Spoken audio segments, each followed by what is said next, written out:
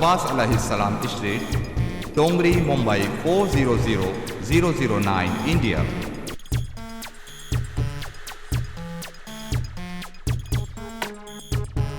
مسلمان نے پھر وہی گری ہوئی ذات کو ذات وہی سمجھا، لہذا یہاں مہتر ویسے ہی برے سمجھے گئے مسلمانوں کی نگاہوں میں جیسے ہندو بری نگاہوں سے دیکھتا تھا۔ اچھوت کو مسلمان نے بھی اچھوت سمجھا، جبکہ اسلام کی نگاہوں میں زندگی لائق احترام ہے، اچھوت کہنے کا کوئی حق نہیں ہے۔ میں اپنے میرے گھر کی مثال، میری مہترانی کے لیے جو چائے کا کپ ہے وہ ٹوائلٹ میں رکھا رہتا ہے، مگر جب ڈی ایم آتا ہے تو ہماری بیگم صاحبہ بہترین کروکری نکال کر اس کی خدمت کے اندر، جبکہ وہ ذات کا کمار ہے مگر ہے تو ڈی ایم۔ یہ تھا وہ کلچر کہ اگر کوئی اونچے منصب پہ ہے تو ذات کوئی چیز نہیں ہے، غریب ہونا ہی سب سے بڑی اچھوت پن ہے۔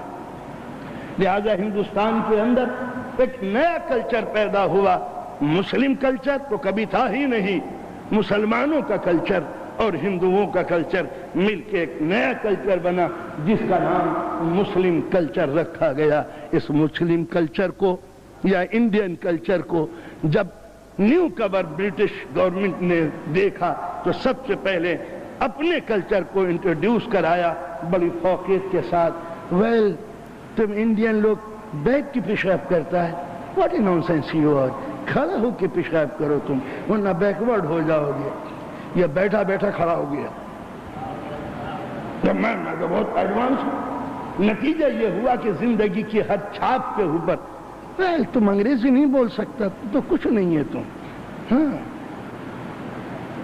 اس طریقے سے گھن دلائی گئی کہ ہمارے تحت شعور سب کانشس کے اندر یورپ اور برطانیہ بیٹھ گیا۔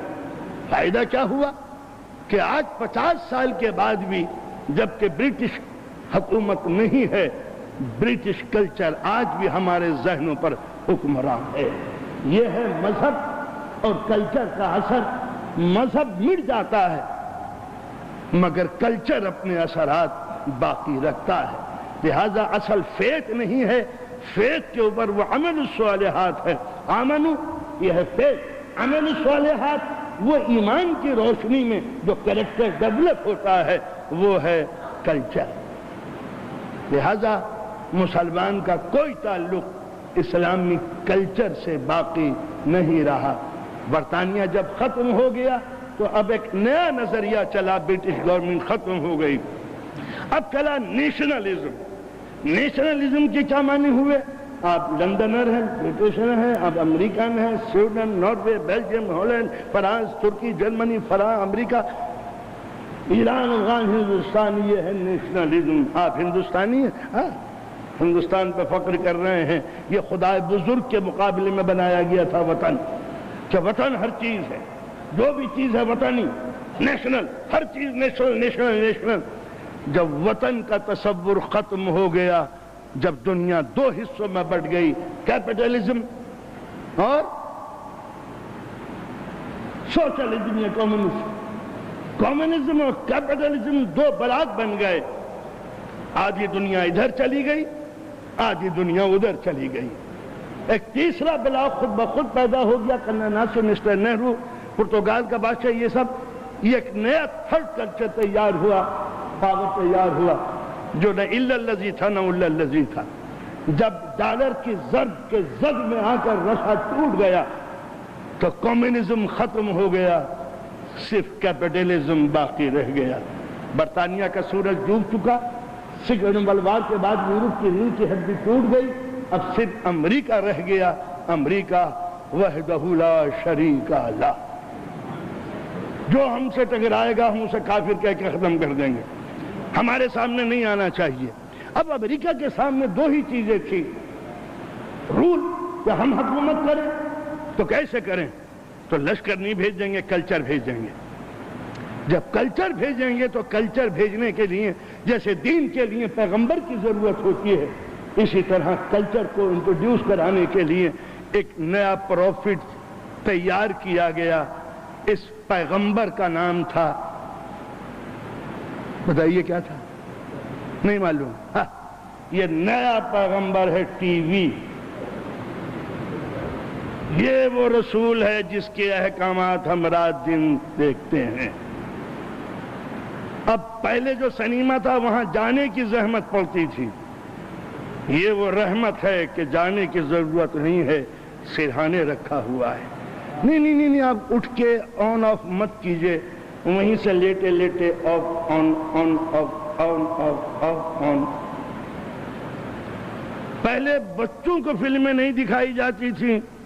ماں باپ کہیں جاتے تھے بزرگ تو ماں ہاتھوں میں اگربتی موم بتی لوبان لیے ہوئے، کہاں جا رہی ہیں امی؟ میرے لال آرام سے بیٹھو، ہم نیاز دلانے جا رہے ہیں درگاہ پر. اس طرح جرم ہوتا تھا مگر چھپ کے. اب ایک ہی ٹی وی لانچ میں سب بیٹھے ہوئے، سارے رشتے، بیٹی بھی، داماد بھی، بہو بھی، بیٹا بھی، ہم بھی، وہ بھی، نواسے بھی، نواسیاں. اب چلیے کھیل شروع ہوا. جب کھیل شروع ہوا تو اب ایسے کھیل کے نہ پوچھئے. اب عورت نظر نہیں آتی. وہ غریب وجود ہے کہ جس کا بریلی کے بازار میں سب کچھ لوٹ لیا ہو، کپڑے تک نہ ہو، ننگی برہنہ. ارے تم برہنہ ہو؟ نہیں نہیں، ہم فری ہیں. We are free to do everything as you know. Freedom. عورت ہی آزاد ہوئی ہے زمانے کے اندر، کپڑوں سے آزاد، کلچر سے آزاد. اب یہ سیکس کو برانگیختہ کرو تاکہ نوجوان ماں باپ کے کنٹرول سے نکل جائے. برہنہ فلموں کا منشا کیا ہے؟ نوجوان کے جذبات کو اتنا بھڑکاؤ کہ اگر باپ کہنا بھی چاہے اے کیا کہہ رہے ہو، بہت چپ کرو، دیکھنے دے، اندازہ لگایا.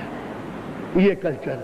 تو جو باپ کی بات نہ مانے وہ قبلہ و کعبہ کی بات نہیں ہوگا. اگر آج کوئی پروگرام آنے والا ہو بڑھیا قسم کا اور 25 مولوی ایک ساتھ مجلس پڑھنے والے ہوں، ہاں چلو، وہ قبلہ و کعبہ بڑے معتبر ہیں، گھاٹتے جبڑتے نہیں ہیں. یہ تھا امریکن کلچر کو امپوز کرو تاکہ قوموں میں غیرت ختم ہو جائے. کسی قوم کو جو قوم بناتی ہے وہ ہے غیرت. اس غیرت کا کوئی انگریزی لفظ مجھے نہیں مل سکا. حیا. یہ سیلف کنٹرولنگ سسٹم ہے، ڈیفینسو کوالٹی، اندر سے انسان کو گناہوں سے روکنے کے لیے قدرت کی عطا کردہ ایک نعمت جو بشر کو بخشی گئی ہے، جانوروں کو نہیں. جب یہ حیا ختم ہو جاتی ہے تو بے حیا قومیں ٹکوں میں بکتی ہیں. تو لہذا حیا ختم کرو. سیکشول ڈیزائر، اس کو سیکس ہنگر بنا دو. بھوکا بھیڑیا جنسی خواہشات کا. میگزین اٹھائی، برہنہ، جو بھی چیز اٹھائی. بلیڈ بھی خریدیں گے تو ننگی عورت کی تصویر ملے گی. ارے بھی بلیڈ سے اس کا کیا تعلق؟ کیا یہ بھی حجامت بنانے کا ایک طریقہ ہے؟ یہ تھا.